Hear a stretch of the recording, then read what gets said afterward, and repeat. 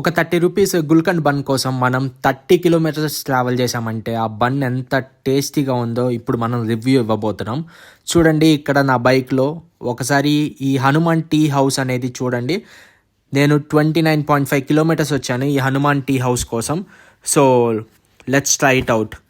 ఇక్కడ చూస్తే నైట్ 11:30 12 అయినా కానీ మనకి క్రౌడ్ ఎక్కువగా ఉంటుంది. ఇది 24/7 ఓపెన్ అంటారు, కానీ ఆఫ్టర్నూన్ 12 నుంచి నైట్ 4-5 దాకా ఓపెన్లో ఉంటుంది.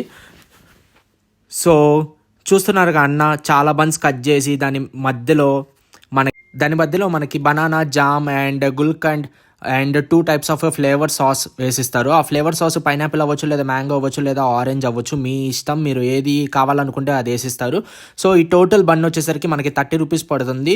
ఇది వర్తిట్టా కాదా అనేది మనం ట్రై చేద్దాం. కానీ దీనికి హైప్ అయితే చాలా ఉంది. చూస్తున్నారుగా ఈ బన్స్ 20-30 ఒకేసారి వేసినా కానీ వెంటనే 2 minutes 3 minutesలో అయిపోతాయి. అంత హైప్ అయితే ఉంది. ఇక్కడ నైట్ కూడా చాలా మంది వస్తూ ఉన్నారు. సో ఓవరాల్గా బన్ అయితే నేను ట్రై చేశాను. ఇది నాకు చాలా బాగా అనిపించింది. ఇది చాలా సాఫ్ట్గాను ఫ్లఫీగా ఉంది. లోపల ఇంగ్రీడియంట్స్ కూడా చాలా టేస్టీగా ఉన్నాయి. దీనికి నేను రేటింగ్ ఇచ్చేసి 5.5/5 ఇస్తాను. ఈ లొకేషన్ మీకు కావాలనుకుంటే నాకు DM చేయండి. ఇది మడివాడ లొకేషన్లో ఉంది, లేదా గూగుల్ మ్యాప్స్లో చెక్ చేయండి. Thank you.